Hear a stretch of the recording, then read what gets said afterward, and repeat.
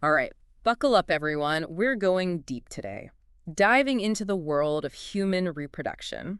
We've got some seriously cool research to unpack, all thanks to Dr. Rasha Eldeeb, a total pro in medical physiology, by the way. Happy to be here. We're going to break down how we make babies, the whole shebang. Plus, what happens when things get a little, off track. Like, did you know that things like childhood obesity can actually affect when puberty starts? It's pretty wild, yeah. So, got to start with the basics, right? Gonads. Those are, well, pretty important. Sperm and eggs, that's what they're known for, but there's got to be more to it. Oh, way more.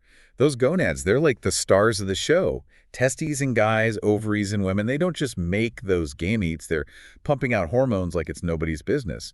Androgens, estrogens, progesterone, you name it. Those hormones, they're calling the shots for the whole reproductive process. Okay, so they're the VIPs, but every VIP needs a manager, right? Exactly. And that manager is the, wait for it, hypothalamic-pituitary axis.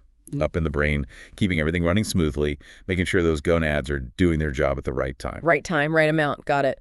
But how do they even talk to each other? The brain and, down there. Okay, so the hypothalamus, it's like the boss. Yeah. Right? It sends out this hormone, GnRH. It's short for gonadotropin-releasing hormone. Catchy? Yeah, oh, catchy. Anyway, that GnRH goes to the pituitary gland and tells it, hey, release FSH and LH. FSH, LH, more acronyms. I know.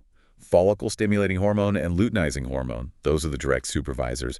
They go straight to the gonads and tell them, get to work, make those gametes and hormones. Wow, so it's like a whole chain of command. Exactly, a delicate dance of hormones. But here's the thing. What keeps it all from, going haywire? Yeah, too much of a good thing and all that. That's where feedback mechanisms come in. It's super clever, actually. As those sex hormones build up, they send a signal back up the chain to the hypothalamus and pituitary. Hey, guys. They're saying, we're good down here. Ease up a bit. Like a thermostat. You got it. Keeps everything in balance. No hormone overload. Amazing. Okay, let's talk puberty. That's when everything really kicks in, right? But what triggers it? Why do our bodies decide it's go time? Oh, man, that's the million-dollar question. Scientists are still scratching their heads. We know kids have all the parts, the hormones, the gonads, everything. But something keeps that GnRH on hold until puberty hits. Some kind of internal timer. Maybe. But here's a clue. Leptin.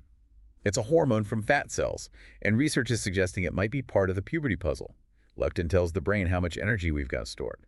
And it seems like a certain level of leptin might be the signal to release that GnRH. Interesting. Could that be why we're seeing puberty starting earlier these days, with more kids, unfortunately, struggling with weight? Yeah, that's a possible link. It's complicated, for sure, how our environment and our bodies talk to each other. Okay, but puberty doesn't always follow the rules, right? What about when it starts too early or, gets delayed? Right, precocious puberty and delayed puberty, yeah. Both can happen for a bunch of reasons. Precocious puberty is when kids get those secondary sex characteristics way too early. Kind of freaks everyone out, to be honest. I can imagine. There's actually two types, precocious pseudopuberty and true precocious puberty. Pseudopuberty usually means there's a tumor somewhere pumping out hormones. True precocious puberty, that's when the control center, the hypothalamic-pituitary axis, starts the party too early, and we don't really know why. Wow, so it's like a rogue hormone factory in one case and a jumpy control center in the other. Exactly. Then you've got delayed puberty when things are running behind schedule. Could be a problem with the pituitary gland, like panhypopituitarism or hypothyroidism, or something genetic like Turner's syndrome in girls. So many pieces to the puzzle. Definitely. And finding the right piece is key to getting the right treatment. Okay, let's zoom in on the testes. Those are the sperm factories, right? But they're doing more than just that, aren't they? Oh yeah, the testes are like a whole city. Two main districts, you could say. The seminiferous tubules, that's where the sperm production magic happens. And then you've got the interstitial cells of Leydig, they're the testosterone producers. Division of labor, I like it. And remember that LH from the pituitary. It's the boss of those Leydig cells, keeping that testosterone flowing. So it all connects. Okay, tell me more about those seminiferous tubules. What's going on in those sperm factories? Well, inside you find the unsung heroes of sperm development, the Sertoli cells. These guys are amazing. They nurture and support the developing sperm, creating this special environment called the blood-testis barrier. A barrier? What for? Protection, my friend. It keeps those sperms safe from anything nasty in the bloodstream and makes sure the immune system doesn't attack them like they're invaders. Kind of like a safe house for sperm. Exactly. But the Sertoli cells, They do even more. They produce all sorts of goodies that the sperm need to grow.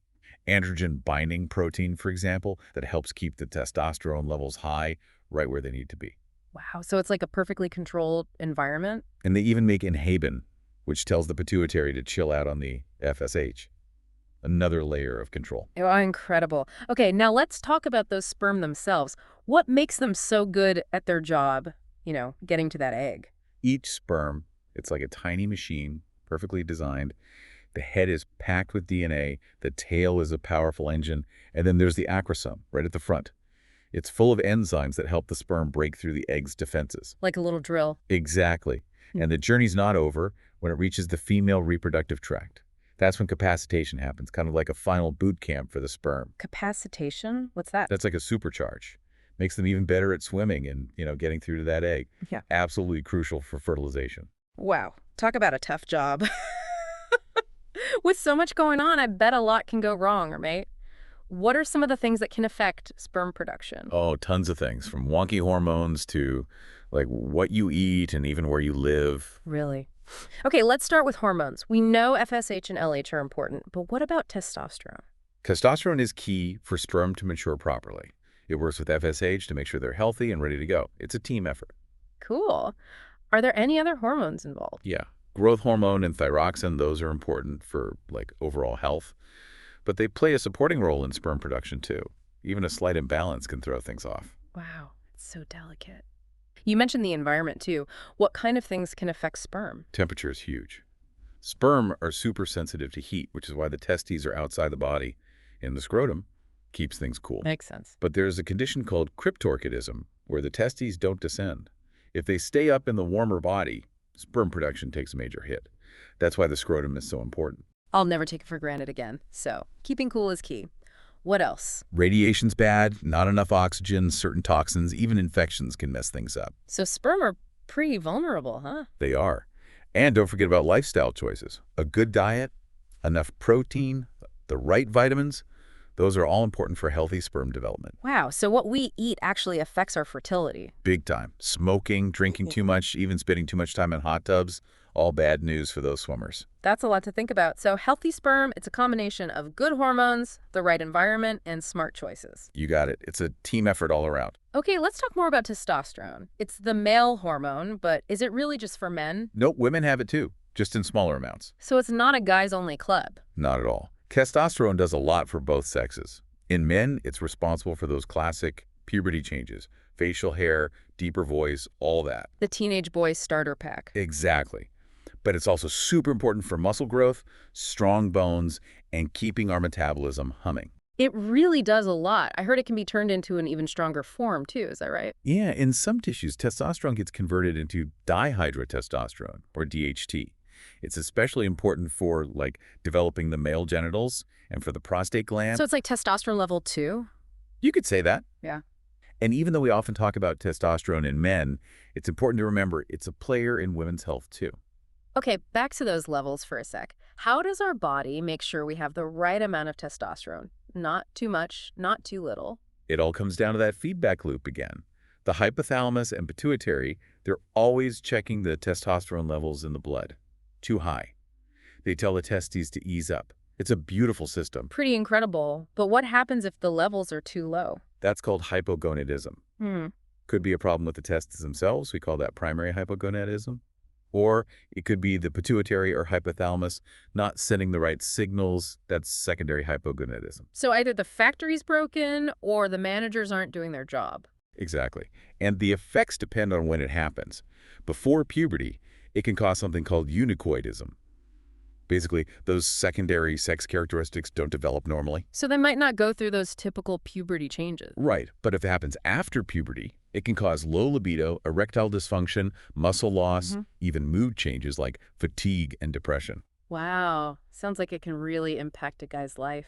Absolutely. That's why it's so important to catch it early and get the right treatment. Okay, we can't talk about the male reproductive system without talking about semen. It's more than just a vehicle for sperm, right? Oh, yeah, way more. It's like a 5-star hotel for those sperm, providing all the comforts and protection they need on their journey to the egg. Sounds luxurious. What's in this special concoction? It's slightly alkaline, which helps neutralize the acidic environment of the vagina. Then you've got secretions from the seminal vesicles and the prostate gland. Teamwork. What do those glands do? The seminal vesicles, they're the chefs, providing fructose, which is basically sperm fuel. And the prostate gland, it's like the handyman, adding enzymes that help the semen thin out after ejaculation so the sperm can swim freely.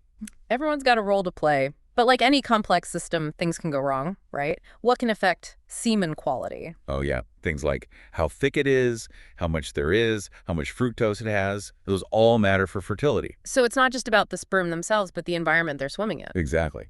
And of course, sperm count, how they're shaped, how well they swim, those are all crucial factors. This is fascinating. It seems like there's a lot more to male fertility than just, sperm count. You're telling me. Yeah. It's a whole orchestra of factors working together. Well, I'm feeling a lot more enlightened about the male reproductive system already. But before we move on, are there any, common myths about sperm and male fertility that you want to bust? Oh, where do I even begin?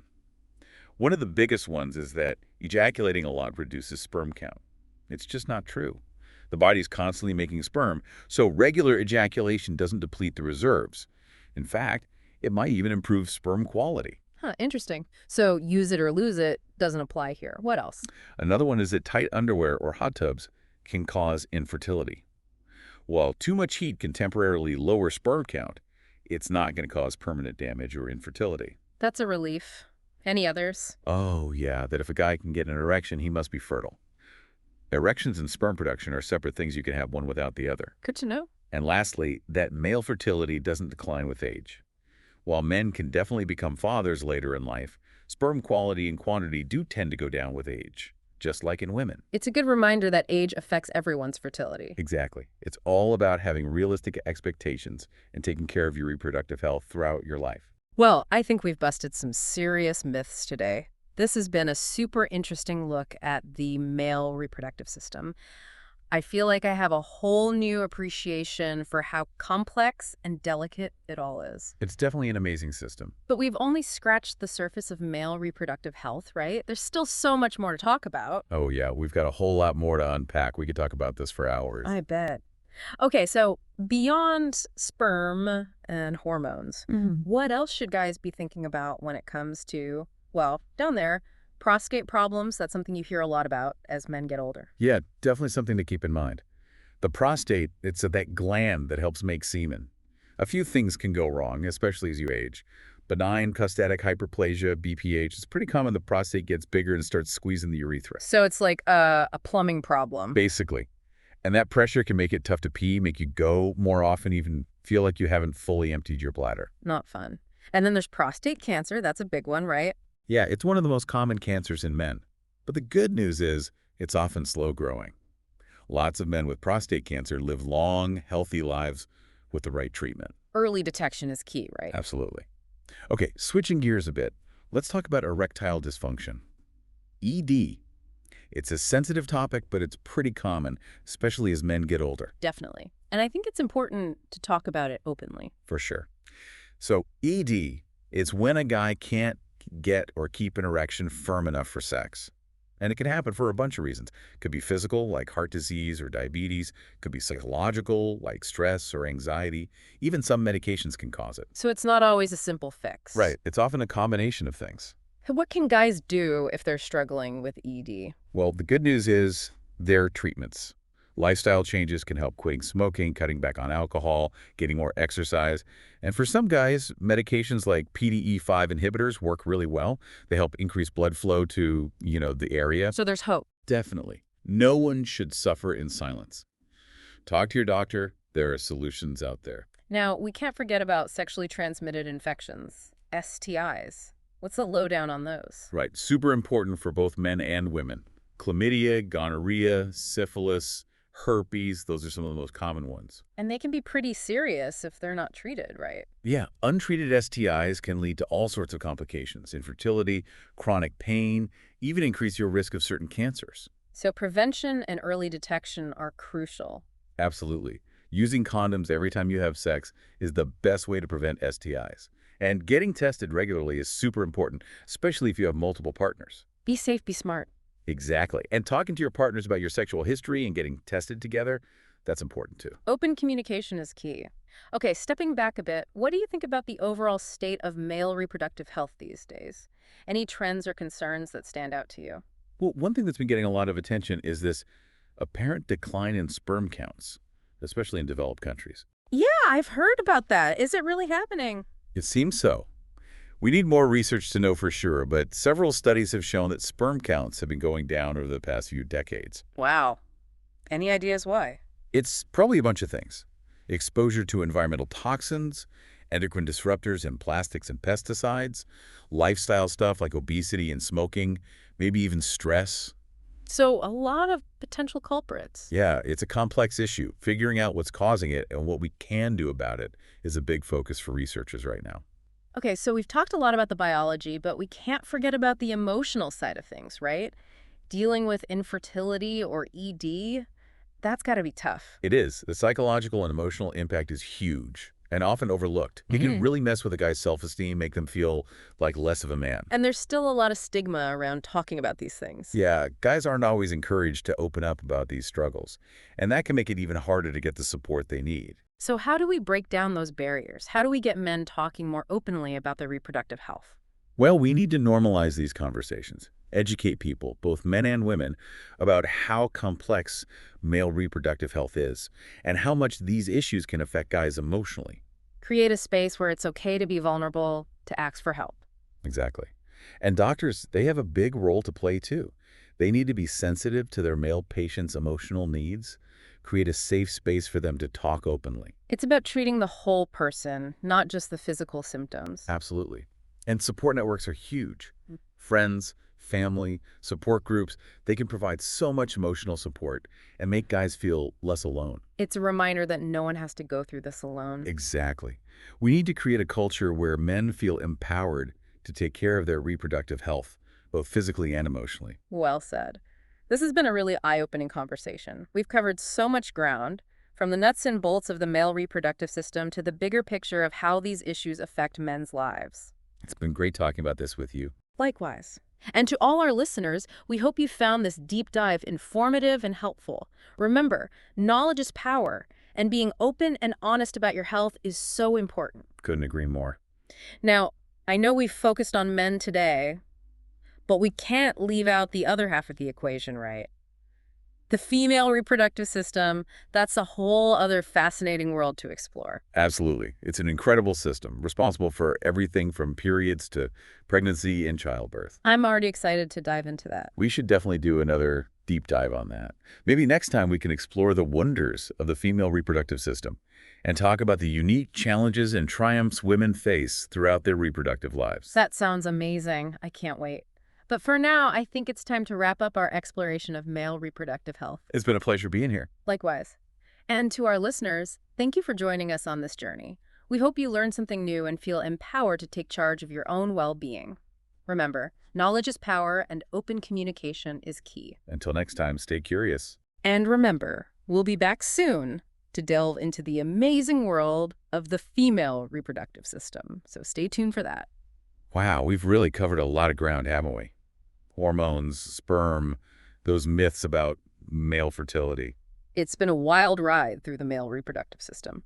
And I've got to say, I'm leaving with, this newfound respect for how amazing and resilient it all is. It's a pretty incredible system, that's for sure. You know, there's one thing we haven't really talked about directly, the emotional side of all this.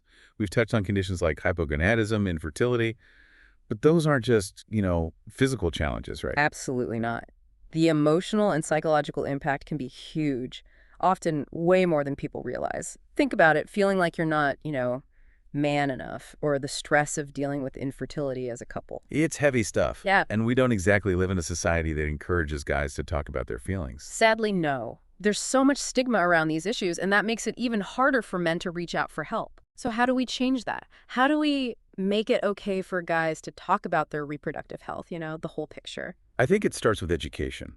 We need to teach everyone, men and women, about the complexities of male reproductive health and how much it can affect a guy's mental and emotional well-being. It's about creating a space where men feel safe, being vulnerable, asking for help when they need it. Exactly. And doctors, they play a huge role too. being sensitive to those emotional needs, creating a space where guys feel comfortable opening up. It's about treating the whole person, not just the physical problem. 100%.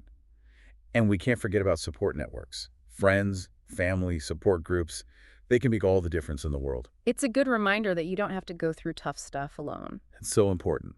We need to build a culture where men feel supported and empowered to prioritize their reproductive health, both physically and mentally. Well said. This conversation has really highlighted how important it is to look beyond just the biology. It's all connected for sure. It really is. Well, I think it's time to wrap up this deep dive. From the tiniest cells to the big picture of men's health, we've explored a lot, and honestly, I'm walking away feeling pretty amazed and definitely more informed. It's been a pleasure chatting with you about all this. Same here. And to our listeners, thanks for joining us on this journey through male reproductive health. We hope you learn something new and feel empowered to take care of yourselves. Remember, knowledge is power, and talking about these things is so important. Couldn't agree more. We'll be back soon to dive into the equally fascinating world of the female reproductive system, so stay tuned for that. But for now, take care, everyone, and keep those brains curious.